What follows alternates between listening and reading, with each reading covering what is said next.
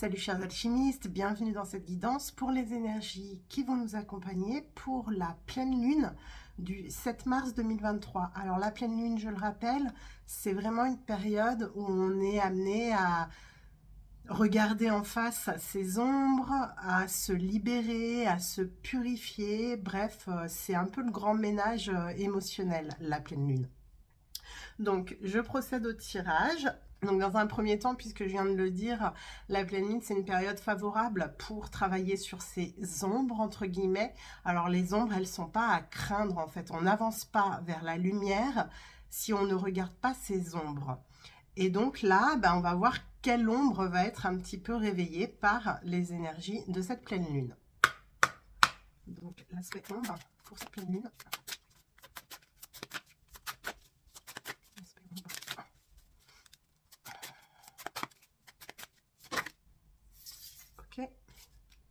Ensuite, quel challenge, hormis cette ombre à voir en face, quel challenge on va être amené à relever pendant cette période lunaire, plus concrètement. Okay. Et pour terminer, un petit message de l'âme, une ressource, un conseil. Ok. Donc, pour ce qui est de l'ombre, est venue la carte de l'égoïsme, avec cette femme qui se replie sur soi. Alors, donc, moi, avant de lire le texte détaillé de la carte, ce que je ressens là tout de suite immédiatement par rapport à cette carte, c'est qu'on va être interrogé par ces énergies lunaires sur notre capacité à nous ouvrir aux autres, à partager avec les autres. Vous voyez, cette femme, elle se protège en fait ici, on a des ronces tout autour d'elle. Et donc, peut-être que justement, on a érigé trop de murs entre nous et les autres, pour des raisons sans doute légitimes. Hein. Mais là, on est appelé justement à regarder ça, à avoir cette part d'égoïsme et de fermeture aux autres, qui nous empêche finalement de partager nos richesses, matériel peut-être, mais aussi intérieur. D'ailleurs, on voit qu'à l'opposé, donc on a la générosité, et que ce ne sont plus des ronces, mais des fleurs, et que cette femme a les mains ouvertes et est prête à partager sa beauté, sa richesse.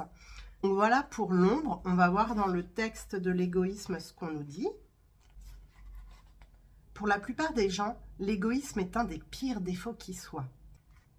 L'égoïsme est une part d'ombre qui s'exprime en pleine lumière.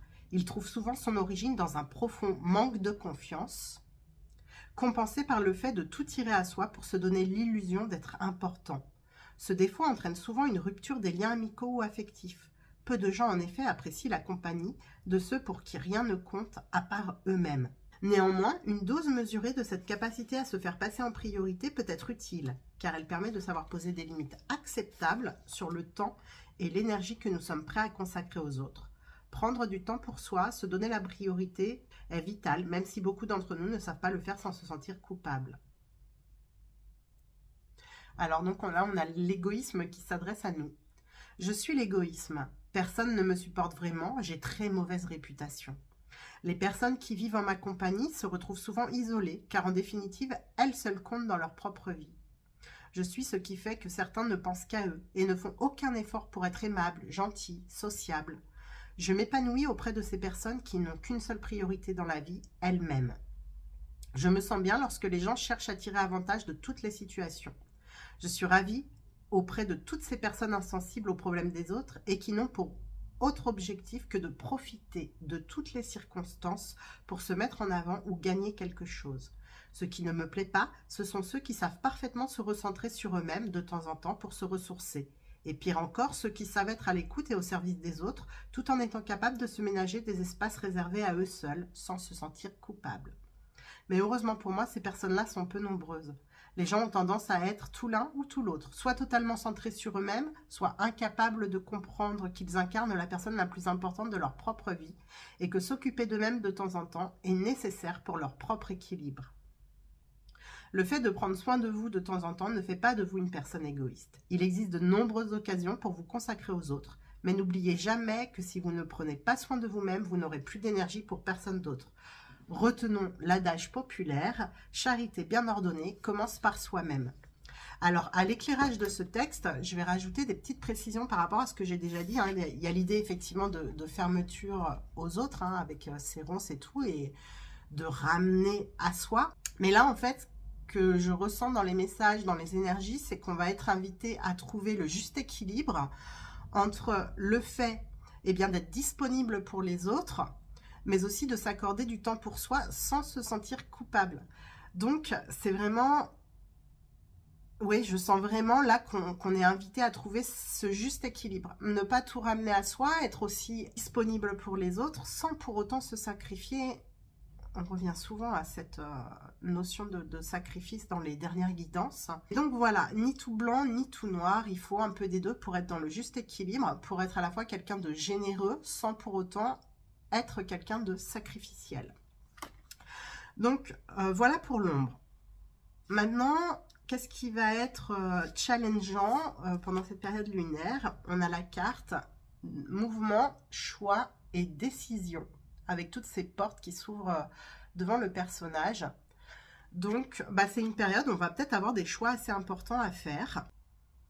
Et justement, ces choix vont peut-être nous amener à travailler sur cette notion d'équilibre entre je prends du temps pour moi et j'en accorde aussi aux autres. On va voir ce que ça dit plus précisément, cette carte-là. Donc, cette carte indique une période de mouvement. Des changements et des choix importants doivent être faits. En travaillant fort et avec de grands efforts et de la détermination, vous avez la capacité de jongler avec toutes les exigences qui vous attendent. Qu'elles aient trait à l'argent, à des décisions d'affaires ou à d'autres projets, il est important de rester souple et concentré. Vous n'avez pas à le faire seul. Cherchez les meilleurs conseils et demandez de l'aide. Justement, il y a peut-être aussi dans demander de l'aide cette idée d'ouverture aux autres, oui, d'ouverture et d'humilité, de demander de l'aide. Parce que ça demande aussi de l'humilité. On peut être mal à l'aise. Et ça demande de la confiance en soi aussi. Parce que parfois, on ne demande pas d'aide parce qu'il y a une partie de nous qui manque de confiance et qui est plus ou moins convaincue qu'on ne va pas obtenir l'aide dont on a besoin. Alors, plus vous mettez, et là j'accentue ce passage-là, plus vous mettrez de temps à prendre ces décisions et choix essentiels, plus de temps cela vous prendra à faire avancer vos objectifs dans le monde matériel.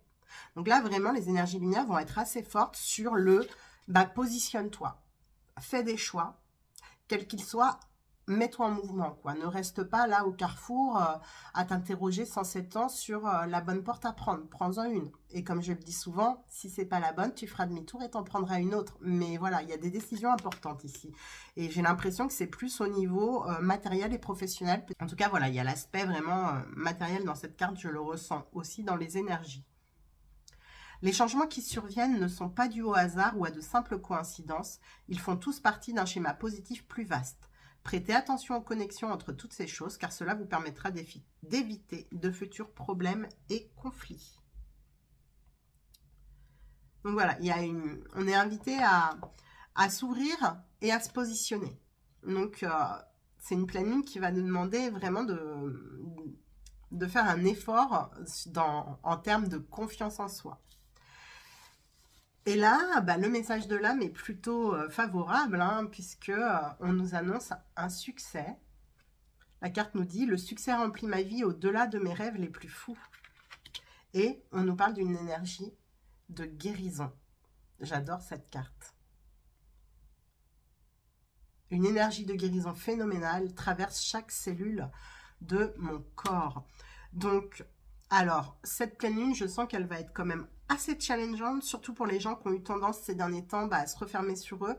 Encore une fois, contrairement à ce que dit le texte, moi dans les énergies, je ne ressens pas particulièrement des personnes qui ne sont pas intéressées par les autres, mais plus des personnes qui se sont un peu fermées aux autres et qui du coup, effectivement, ont vécu autour de leur petit nombril, mais plus dans une idée de se protéger, peut-être surprotéger, et du coup de ne pas être dans cette ouverture, de ne pas oser demander de l'aide.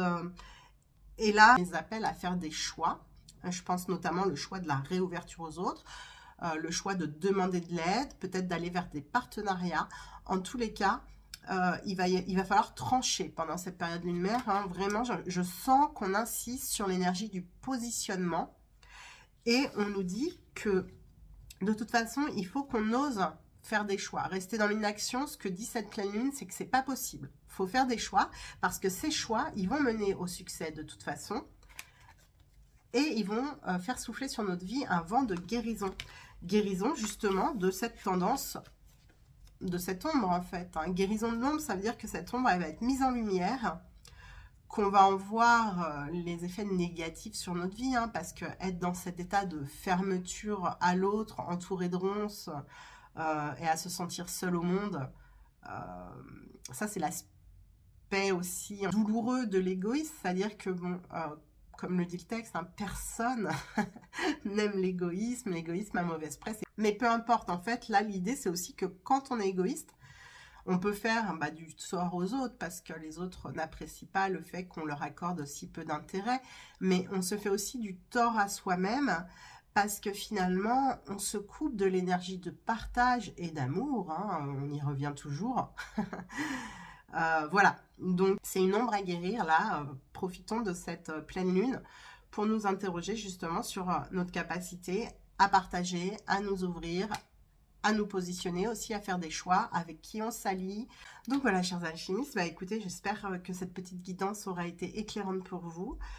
Je vous souhaite du courage dans vos prises de décision parce que se positionner fermement, faire des choix, ça peut faire peur, notamment quand on manque de confiance en soi, et c'est un petit peu ce qui ressortait du texte sur l'ombre de l'égoïsme, hein, c'est que souvent ça vient d'un manque de confiance en soi, tel que on a tendance à tout ramener à soi pour se donner de l'importance. De toute façon, de l'importance, on en a, c'est évident.